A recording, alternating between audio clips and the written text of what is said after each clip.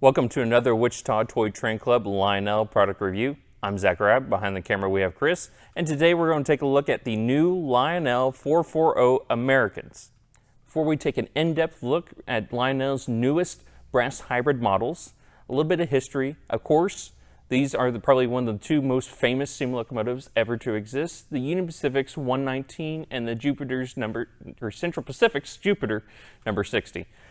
These two locomotives, of course, met at Promontory Summit in Utah on May 10th, 1869 as a completion ceremony for the Transcontinental Railroad. After the meeting on May 10th in 1869, these two locomotives went back right into normal service. These were actually not the two ceremonial locomotives intended to meet for the completion of the Transcontinental Railroad. Almost all this history, you guys can probably do a quick Google search and find more than anything you would ever want to know on the Jupiter and the 119. But these are the two that actually did make it to Promontory Summit, so they have the famous photo from that meeting. And of course, on May 10th in 2019, we had the 150th anniversary of the completion of the Transcontinental Railroad. And on that day, these models were announced from Lionel. Of course, these are the two engines that were more than likely driving, wanting to produce some scale 440s. They also did catalog, along with the Jupiter and the 119, a Leviathan. Leviathan was actually part of the Central Pacific's fleet and was instrumental in getting the Golden Spike from California actually to Promontory Summit. So that's a little bit of history on why they chose Leviathan. Leviathan also does have a replica over on the East Coast. Along with the York, they did a model of the York. It again also has a replica that's operational on the East Coast. And then the other model they made was a Pennsylvania 1860s steam locomotive, kind of on the later years, where it wasn't as colorful, but it was still an 1860s American-style steam locomotive. So, the brass hybrids that started in 2017. They put out a model every year since 2017 that was supposed to be a brass hybrid. The first being a Mikado, the second being a K2 that actually didn't get enough pre-orders to actually get made, and in 2019 the 440s. And the theory behind the brass hybrid is with brass you don't have to have as big of a production run, so we can make some more oddball style locomotives where we don't actually have to have a huge production run for a reasonable cost. Still fairly high, of course, but a more reasonable cost. So that's where the 440s fit in perfectly. They are smaller, so the boilers are die cast. There's quite a bit of die cast on these, probably more so than the other brass hybrids, but they are still a very nice locomotive.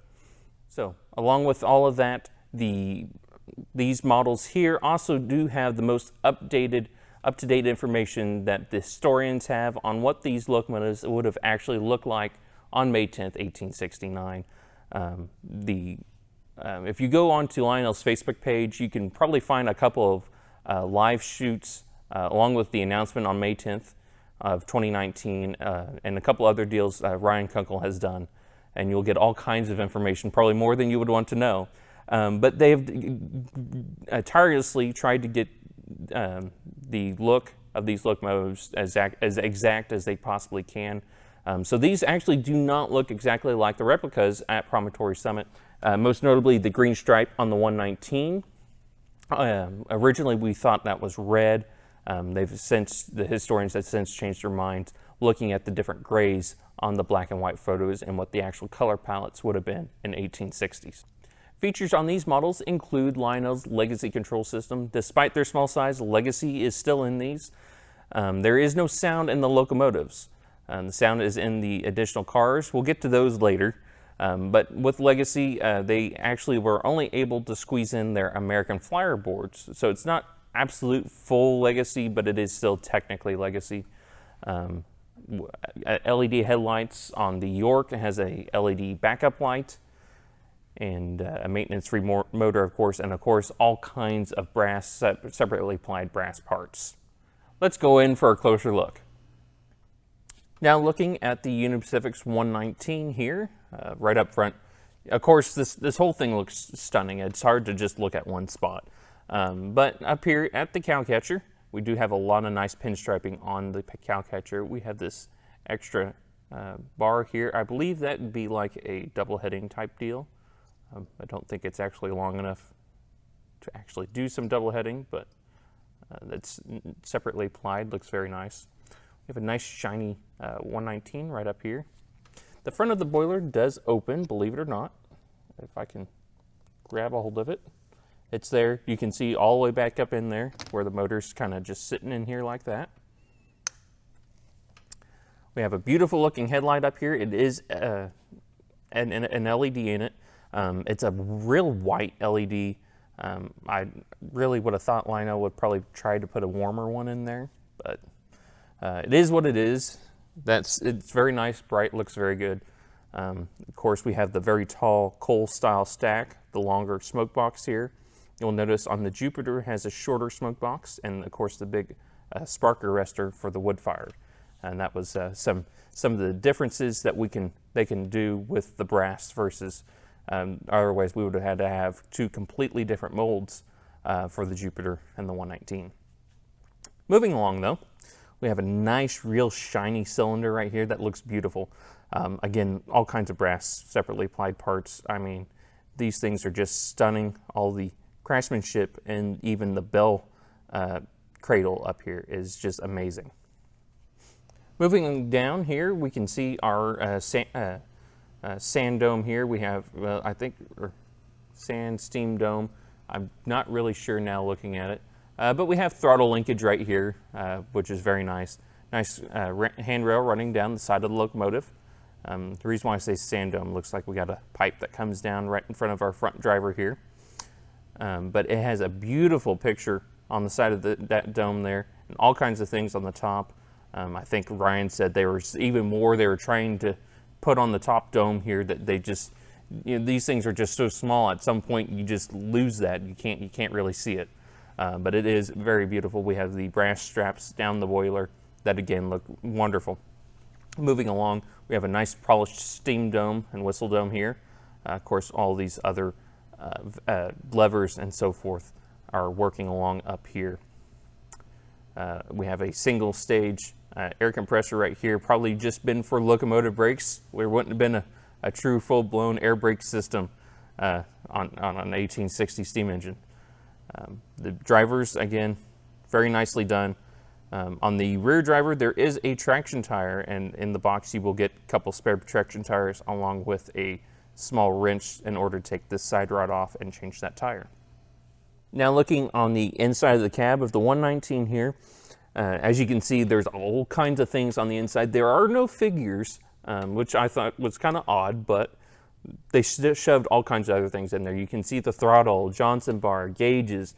I mean, if you wanted a rainy day project, you could get you a nice fine brush and start painting some gauges in here. I mean, it is a really beautifully detailed cab interior that probably don't see very much, but it's still a very nice look. Looking at the side of the cab now, we can see there's actually a lot of, you can see wood grain in the side of the cab. You'll see it also in the Jupiter. This is all laser printed onto the metal. So this is a really cool process. Again, if you watch the videos on Facebook, Ryan Kunkel is done with Lionel. He talks a lot about the processes that they use. And there's a lot of new processes like printing straight onto the metal. So this was new for them. We have a nice little brass grab iron right here. Nice little step going up here. And if we move in here, we can see the tether that we have between the engine and tender. Of course, we have the wired tether here. We'll move this back a little bit. A nice long wire reciprocates into the tender there. Real pain in the butt. Do that first. And then in the box, you will get 2 pins. And one of those pins, you'll have to push this together. And I really suggest a pair of needle nose if you have one of these. Get all this lined up, get you a pair of needle nose, and that pin will drop right inside, right down through there. It's a real true Lincoln pin coupler design. Of course, we wouldn't have ever had knuckle couplers at this time yet.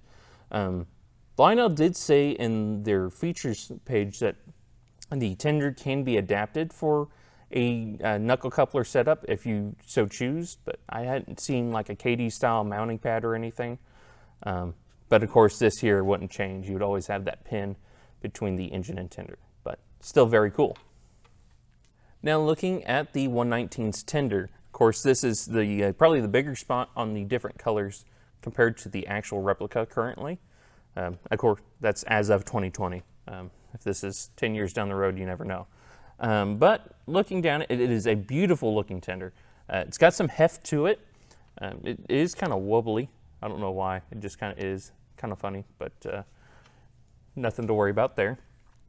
The side frames are kind of just some standard cast-in side frames. Nice red wheels down there. We have a nice little stirrup here. The paint is pretty decent. If you start sitting here and like nitpicking it, you can probably see some not so clean lines on where it's curving over here. But in all honesty, you're not going to be looking at these things that close. These things just, all the leaf details over here around the 119 look beautiful. The Union Pacific RR, it's just a beautiful looking tender all around. Looking on the back of the tender here, we can see again another nice crisp 119. On the 119, we have two very nice looking portraits on each side of the tender. I'm not really sure the theory behind these. Like I said, I'm sure if you Google a lot of the information of the 119, you might find some history on why those are there and any theory behind that. But those are very nice looking. We have the Lincoln pin on the back side of the tender here. On the other far side here, it almost looks like we have a Hancock over here, but I'm not sure why we would have any air hoses or anything. But it could just be to dump water out of the tender. I'm not sure. But anyway, everything looks very nice. We have some nice. They're brake shoes, but they're all the way across the side of the tender. It's very typical with the replica. Now looking on the top of the tender here, we can see we have a nice real coal load right here. It looks very nice. Couple toolboxes and so forth. Little water hatch here. Over here, they actually, when you get the locomotive, you will get, I don't know how well you're going to be able to see this, you do get this nice little pack. Has your pins for the engine and couplers. You also get a coal rod used for the tender here, and it's not a very good depiction where it belongs, but this is where I've kind of decided there's kind of a little rod here it kind of sit on, but it's a little extra detail piece you can put on your coal-fired engine there. If you go ahead, kind of push that out of the way, I'm going to take the top of this off, and underneath there is our run program switch. That way you can program the board that is in the tender here with the correct engine ID number. Okay, now we're going to go ahead and take a quick look at the Jupiter. We've done a real close look at the 119, so we'll just kind of run through some basic shots of the Jupiter here and anything that's kind of different on it. Of course, we have this rod going right up here. This one does have a little clip on it, so it's actually a little bit harder to pick it up. Again, very nice. There's, of course, all kinds of details on these things. The headlamp, again, LED, looks very nice. There's the markings on the side of the headlamp here, kinds of other details and so forth. There's, again, there's a metal rod there for the throttle. There's a metal string kind of hung there for the hand-rung bell. Looks very nice. Nice polished brass on the cylinders and the steam dome all over there by the whistle. We have nice little stars on the centers of the drivers and the pilot. Everything just looks beautiful on the Jupiter, as it's the same it did with the 119. Again, we do have that shorter smoke box up here. Like I said, this is a wood-fired steam locomotive, so we have a shorter smoke box. The longer, extremely longer smoke box was for the coal-fired, and then we have the big funnel with the spark arrestor in it. Looking at the tender for the Jupiter here, again, very, very, very similar to the 119. The biggest difference, of course, is the big wood pile there. That's a very big difference. We don't have the back toolbox back here like the 119 did, but we do still have the same spot for the run program switch. And it's also very wobbly like the 119s. Again, beautiful looking tender, all kinds of different gold leaf on the side of it there that just looks stunning. There are some chains on the trucks too, kind of really hard to see, but they are there, and those do again look very nice.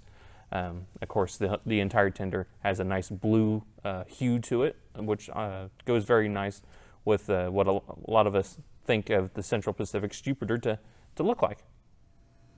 Now we have the Jupiter flipped over. This is just like any other steam engine that you guys get. I highly recommend getting it oiled right outside of the box before, if you run it. I'm sure a lot of people are just going to make these shelf queens, but if you are going to run it, I would put a little bit of oil where every axle goes through the die-cast frame. A nice sturdy die-cast frame. That's part of the hybrid part of it. Same thing with our pilot trucks here. Right where that metal axle goes through the metal frame is always a good spot. Then also right over here on all of our different spots on the side rods and everything like that. I would also put a little oil on our center rail pickup rollers. That's always another good spot.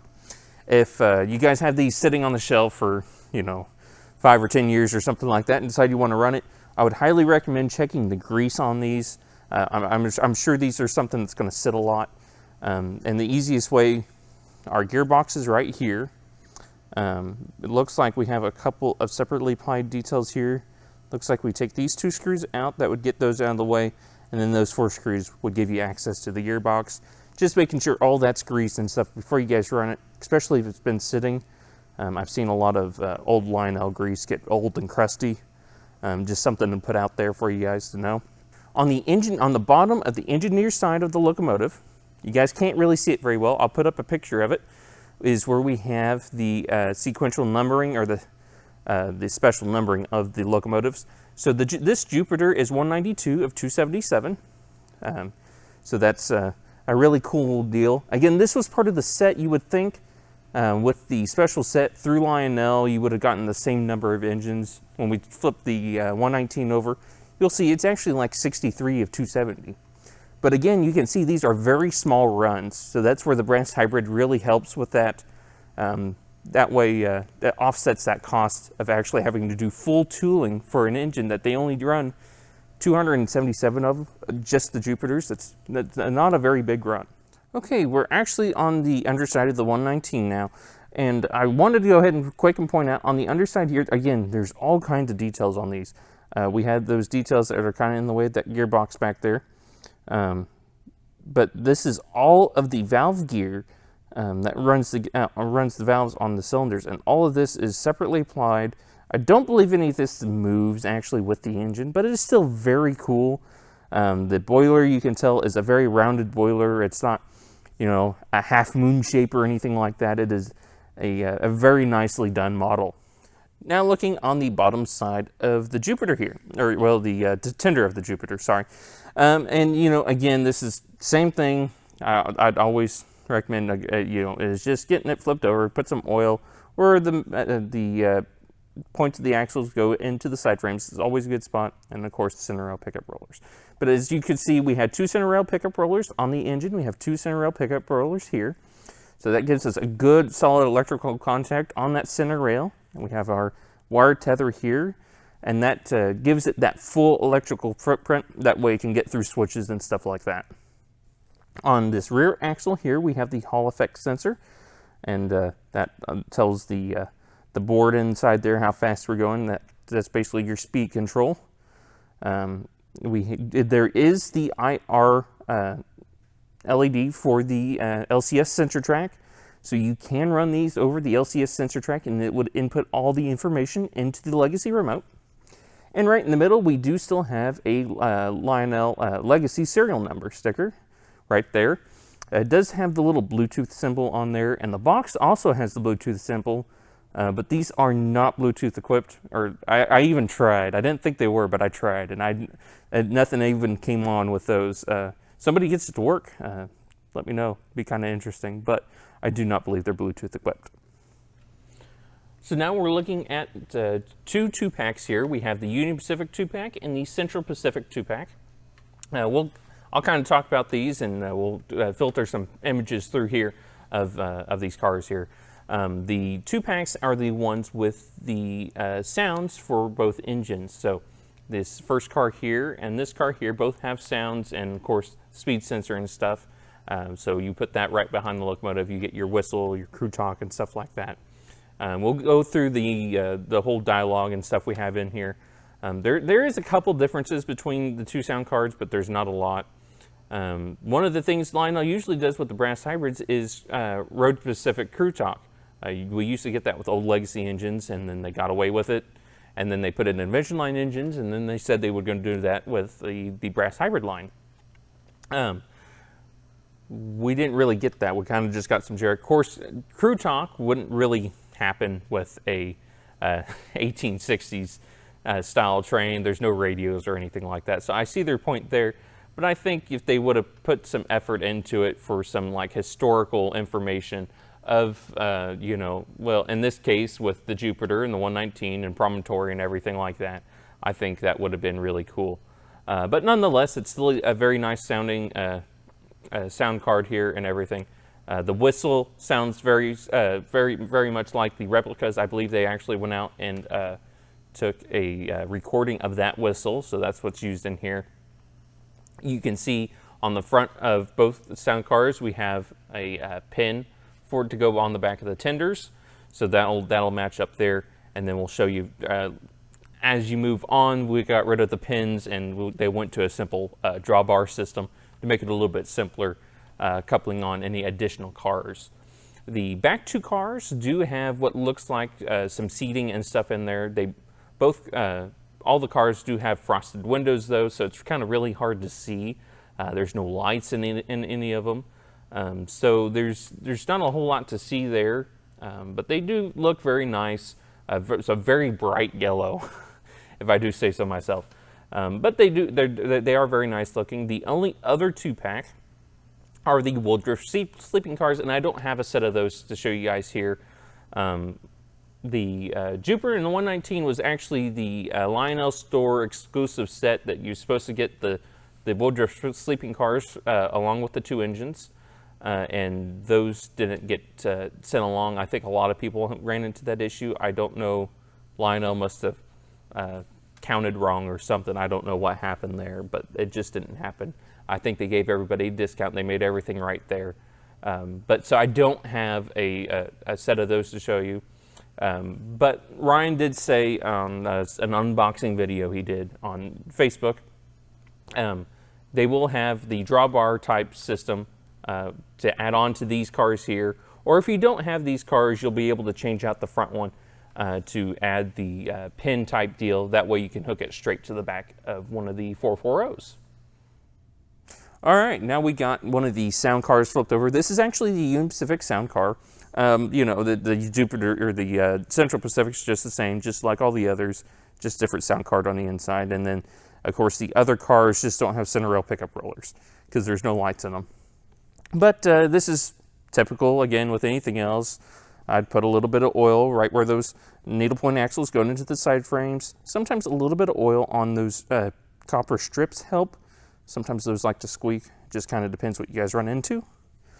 And again, center rail pickup rollers, those like to squeak. I put a little bit of oil on each side of those. That's the biggest thing there. We can see our holes here. This is where the speaker is. This is the front end, so this is right next to that tender. We have the master volume pot down here, and then a run program switch. It is important to know, in order for this to work correctly, you got to program this the same number as the locomotive. That way you get the whistle sounds and everything, and stuff like that when you blow the whistle on the engine. All right, so we got power on the track here, and we'll be ready to pull them out, listen to some of the sounds. First thing I want to go ahead and mention, again, some Lionel. Lionel's been doing a lot of stuff on Facebook here recently, as of recent. There's a lot of good information there. Dave mentioned, and the manual for these locomotives will say the same thing. If you input the information manually instead of going through over an LCS center track, when you set the type on the cab tube, be sure to select a Flyer/Pullman instead of just a legacy steam engine, because we do have the American Flyer board in there. That way everything comes out correct on the speed steps for all of that. So with that in mind, we'll go ahead and fire up the 119. We'll listen to some of its sounds. This is the dispatcher. Do you copy? Copy that. Over. Start up and get ready to move. Over. Yes, sir. Start up and stand by. Out. And, you know, like I said, it is some basic crew talk, just kind of like we hear on a lot of legacy engines. Again, crew talk not necessarily prototypical in this era, so we'll go ahead and give the whistle a listen.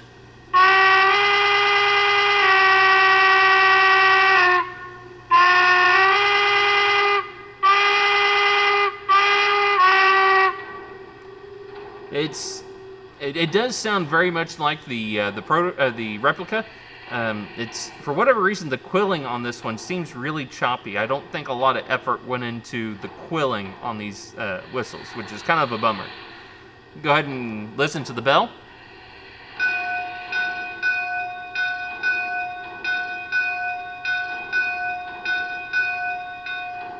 The bell sequence sounds very nice, very realistic for a hand rang bell, so that's a very nice sound there.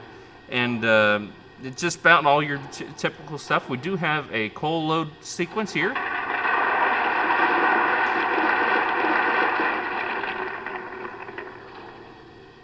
My coal's full. Over. Acknowledged. Out. And so your typical, you know, water fill. My water tank's full. Over. Copy that. Out. And just all your other typical legacy sounds. Of course, all that comes from back here. I did notice these do have some Rule 17 lighting. You can turn that off if you want. So there's the full brightness of the headlight, or you can leave that on and it dims back down. So without ado, we'll go ahead and pull this one out, get it out of the way, and we'll fire up the Jupiter.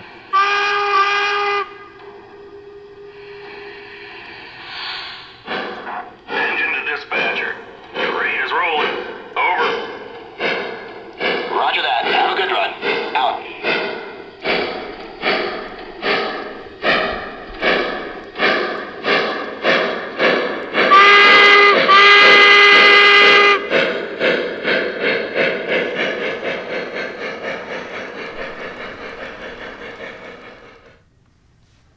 Okay, let's fire up the Jupiter here.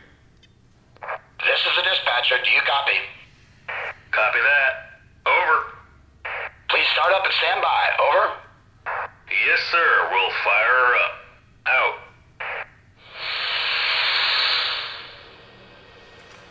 All right, so kind of the same thing here with the Jupiter, about all the same sounds. Same whistle.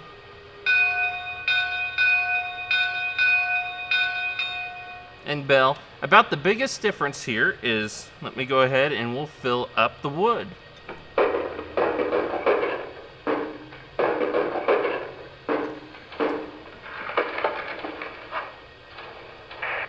bunker is full. Over. Roger that. Out. Well, that's about the biggest difference here on the Jupiter, sound-wise. So we'll go ahead and take it for a spin here. We'll probably get a couple shots on here on our Cohn layout that we normally do our reviews on. We have another layout you guys usually don't see. That's a very much early 1900s and late 1800s era style layout. So we'll go ahead and we'll go over there and get a lot of shots over there, but we might still catch a couple here. Go ahead and take this out for a spin.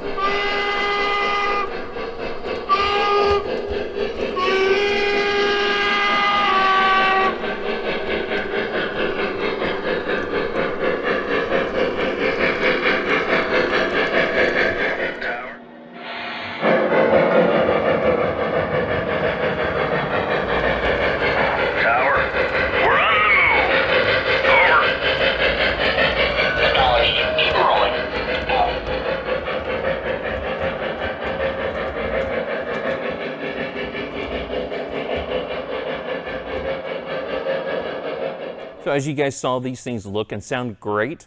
They're just simply stunning underneath legacy control. And of course, with the accompanying sound cards, that definitely makes a difference. The only thing I would say, you know, the lack of smoke is kind of sad. With on a three rail O scale market, smoke is probably one of the biggest things. But I'm content with not having smoke on these. It would be a real pain if you ever had to get inside of them to do any kind of work on the smoke unit or anything like that. I think it would have been really cool if they would have been able to add a swinging bell to these. With how that actually works and with the how far away these bells are from the boiler, I kind of see how that probably wouldn't have worked either. But I think that would have been a really cool thing to add. Chris, do you have anything else to add?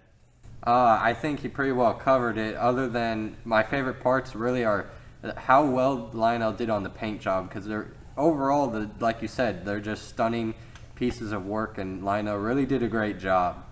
Yep, Lionel hit the ball out of the park on these. As mentioned before, these locomotives were announced on May 10th, 2019. They were actually officially cataloged in the Lionel 2019 Volume 2 catalog that we see here. Of course, there was also a big boy in there too. The brass hybrids were one of the first locomotives in here, as we can see this here. They were MSRP right at $1,100. We have the Jupiter and the 119, which you guys saw here today. And as we talked before, there is a York Leviathan and a late 1800s Pennsylvania locomotive, along with the unpainted pilot versions. And for each of the locomotives, there is a 2-pack with sounds in it. That way, you guys got sounds behind your locomotives. And then, of course, the Woodruff sleeping cars, which we didn't have here today. The car packs are MSRP'd right at $350. The Woodruffs were right at $300. If you go through any good Lionel dealer, you could probably get a pretty decent discount on that retail price. This concludes our review of the Lionel 440 Americans. Be sure to give us a thumbs up if you like this video, and don't forget to go down and hit subscribe and hit the bell. That way you get all the notifications of our product reviews and running train videos. Also, don't forget to check us out on Facebook. That way you get all the most recent updates of our open hours here in Wichita, Kansas, especially in 2020. You never know what's going to happen there. And all upcoming train shows. Again, who knows what's going to happen in 2020. Thanks for watching.